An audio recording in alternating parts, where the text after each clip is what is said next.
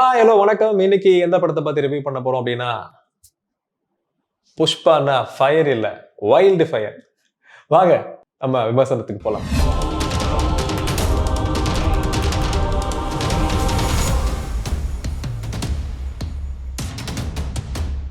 Pushpa 2 review ஆரம்பிக்கிறதுக்கு முன்னாடி, இந்த படத்தை வந்து இவ்வளவு அழகா பிரசன்ட் பண்ணி, கம்ப்ளீட்டா ஒரு கமர்ஷியல் படமா, நல்ல பிரம்மாண்டமா ரிலீஸ் பண்ணதுக்கு, ஃபர்ஸ்ட் ஆஃப் ஆல் அந்த புஷ்பா டீமுக்கு எல்லோ பெஞ்ச் தமிழ் சார்பாக தேங்க்ஸ் சொல்லிக்கிறேன். இந்த படத்தை பத்தி வாசிக்கலாம்.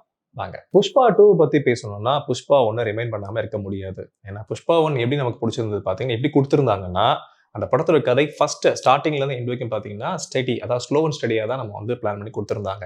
அதாவது நடிச்ச எல்லா நடிகர்களுடைய ஸ்கிரீன் பிரசன்ஸ முக்கியமா நம்பி தான் அந்த படம் எடுக்கப்பட்டது புஷ்பா 1. அதே மாதிரி இந்த படம் இருக்கா இல்லையான்னு பார்த்தீங்கன்னா, பேசலாம். புஷ்பா 1 மாதிரியே தான் புஷ்பா 2வும் ஸ்லோ அண்ட் ஸ்டெடியா ஃபர்ஸ்ட் ஹாஃப், செகண்ட் ஹாஃப் எல்லாமே கிளீனா கம்ப்ளீட்டா பிரசன்ட் பண்ணி குடுத்திருக்காங்க. புஷ்பா 2 பொறுத்த வரைக்கும் எப்படி ஆரம்பிக்குதுன்னா, ஒரு இரக்கமற்ற ஒரு போலீஸ், ஒரு மனநோயாளி மாதிரி காமிக்கிற ஒரு போலீஸ்க்கும், ஒரு பெரிய மாஃபியா மன்னனா இருக்கிற புஷ்பாக்கும் நடுவுல தான் கதை வந்து திருப்பி புஷ்பா 2 ஆரம்பிக்குது.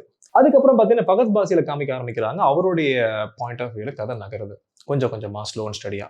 இப்படி ஆரம்பிக்கிற கதை பார்த்தீங்கன்னா, ஸ்லோ அண்ட் ஸ்டெடியா ரொமான்டிக், லவ்வு, காமெடி, சின்ன சின்ன நல்ல டயலாக்ஸ், நல்ல ட்விஸ்ட் எல்லாமே மிக்ஸ் பண்ணி இந்த படத்தை ரொம்ப கிளீனா பிரசன்டேஷன் குடுத்திருக்காங்க.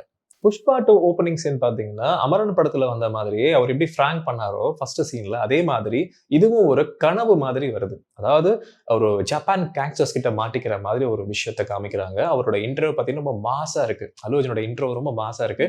அப்படி ஆரம்பிக்கிற அந்த இன்ட்ரோல சரி நம்ம ரியலா இருக்குமோ அப்படின்னு நினைச்சிட்டு இருக்கும்போது பார்த்தீங்கன்னா, புஷ்பா ஏஞ்சிக்கிறாரு கனவுல. ஆஹா இதெல்லாம் கனவு அப்படின்னு.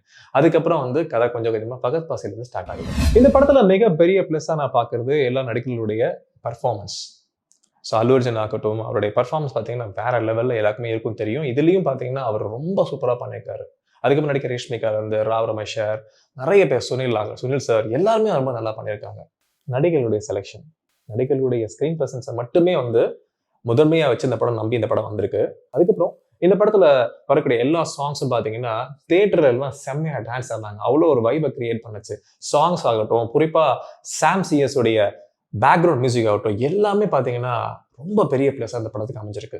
கேமரா ஒர்க் அண்ட் எடிட்டிங் எல்லாமே கம்ப்ளீட்டா சூப்பரா கொடுத்துருக்காங்க. குறிப்பா சொல்லணும்னா அல்லு அர்ஜுனுக்கும் ரேஷ்மிகா இருக்கிற அந்த ரொமான்டிக் சீன்ஸ் பார்த்தீங்கன்னா ரொம்ப நல்லா வந்திருக்கு. அதுல ஃபன்னும் நிறைய இருக்கு. ரொம்ப என்ஜாய் பண்ணி அந்த சீன்ஸ் எல்லாமே நான் பார்த்தேன். அதுக்கப்புறம் இந்த படத்துல வரக்கூடிய நிறைய ட்விஸ்ட் எல்லாமே நல்லா இருக்கு. ஸோ சில ட்விஸ்ட் பார்த்தீங்கன்னா ரொம்ப வித்தியாசமா இருந்தது. சில ட்விஸ்ட் பார்த்தீங்கன்னா எதிர்பார்த்த மாதிரி இருந்த மாதிரி ஒரு விஷயம் இருந்தது. அதாவது ஒய்ஃப் வந்து எனக்கு வந்து சிஎம்மோட போட்டோ எடுக்கணும் அப்படின்னு கேட்குறாங்க.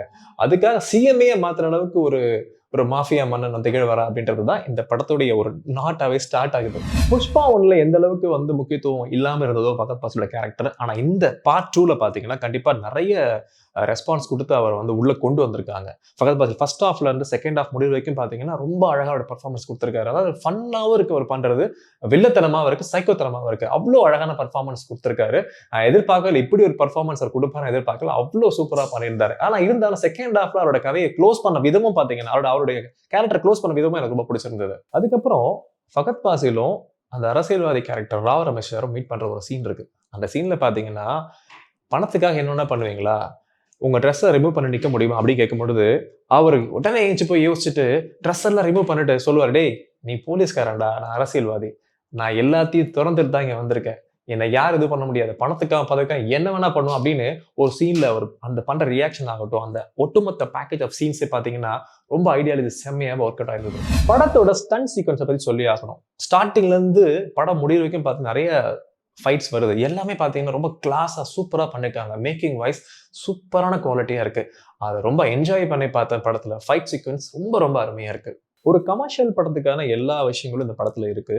நம்ம ரசிச்சே பார்க்கலாம் அப்படின்னு சொன்னாலுமே படத்தோட மிக முக்கியமான குறையா அப்படின்னு பாத்தீங்கன்னா படத்தோட லென்த்ன்னு சொல்லலாம். ஃபர்ஸ்ட் ஹாஃப் 1.25 மணி நேரம் ஓடுது, செகண்ட் ஹாஃப் அதுக்கு ஈக்குவலா வருது, மொத்தம் 3.5 மணி நேரம் படம் ஓடுறது மிகப்பெரிய மைனஸா நான் ஃபீல் பண்றேன். அதாவது ஒரு சீன்ல பாத்தீங்கன்னா பகத் பாசில் டயலாக் ஒன்று சொல்லுவார், டேய் அவனுக்கு வந்து பார்டரே எதுவுமே இல்லையா, நம்ம தான் எல்லா பார்டரும் கடந்து போக முடியாம இருக்கும், அவன் எங்கெங்கே போறான் எங்கெங்க வரான், ஒரு லாஜிக்கே இல்லாம இருக்கு அப்படின்னு ஒரு டயலாக் ஒன்று படத்துல இருக்கும். அந்த ஒரு டயலாக் வச்சு படத்தை நீங்க கணிச்சிடலாம். ஸோ படத்துல ஸ்டார்டிங்ல எண்ட் வரைக்கும் பாத்தீங்கன்னா நிறைய லாஜிக் மிஸ்டேக்ஸ் இருந்துட்டே இருக்கு. கமர்ஷியல் படங்களுக்கு நம்ம வந்து லாஜிக் மிஸ்டேக்ஸ் பார்க்க கூடாது சொல்றது சகஜமான விஷயமா இருந்தாலும் நம்ம உட்கார்ந்து பார்க்குற நேரம் அதிகமா இருக்கிறதுனால அதை ஏத்துக்க முடியாம மனசு கொஞ்சம் வருத்தப்படுது.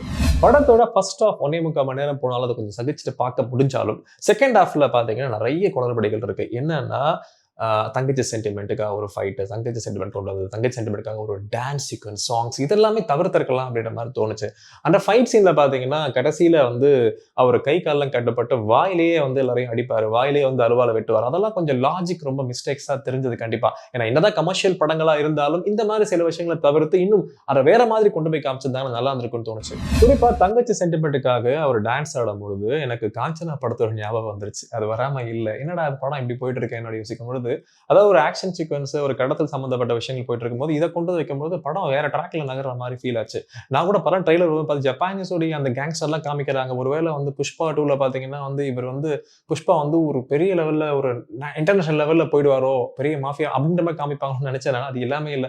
நார்மலா ஒரு எப்படி சொல்றது? ஒரு டெம்ப்ளேட்டான கதை இருக்கும் இல்லையா? அது மாரி தான் இந்த படம் நகர்ந்துகிட்டே போச்சு. ஓவராலா இந்த படம் வந்து ஒரு கமர்ஷியல் எல்லா விஷயங்களும் படத்துல இருந்தாலுமே, இந்த படத்த வந்து செகண்ட் ஹால்ஃப் பார்த்தீங்கன்னா, கொஞ்சம் பார்க்க முடியாம தான் இருக்கு. ஏன்னா, லென்த் அதிகம். சில விஷயங்கள் சென்டிமென்ட்க்காக கொண்டு வந்தது. குடும்பத்துடைய விஷயங்கள குடுக்கணும். இந்த மாரி நெறைய விஷயங்கள சொன்னதுனால, செகண்ட் ஹால்ஃப்ல கொஞ்சம் நம்ம வந்து பார்க்க கொஞ்சம் சிரமமா இருக்குது.